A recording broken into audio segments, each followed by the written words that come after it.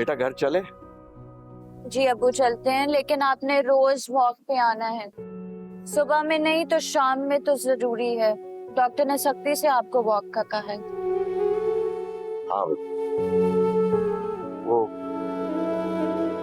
जरा बेटा सभी को कुछ पता था?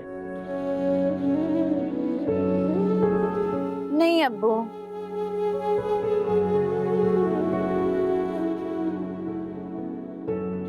मैंने देखा कि हमारे अच्छे दिनों को नफरतें और लड़ाइयां खा जाती।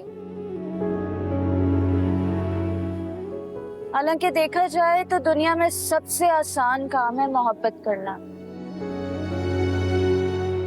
और सबसे मुश्किल काम है नफरतें करना, दुश्मनियां पालना।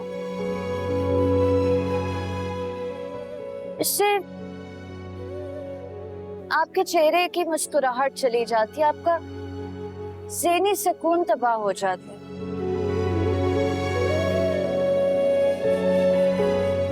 आप क्यों हंस रहे हैं? मैंने कुछ गलत कहा? अरे नहीं बेटा, मैं हंस नहीं रहा, मैं खुश हो रहा हूँ। मैं खुश हो रहा हूँ कि हमारी औलाद अपने तजर्बात से जिंदगी गुजारना सीखती है।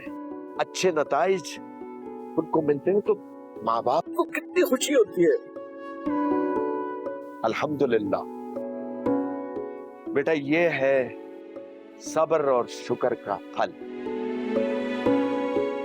माशाल्लाह, जीती रहो। चले चलें।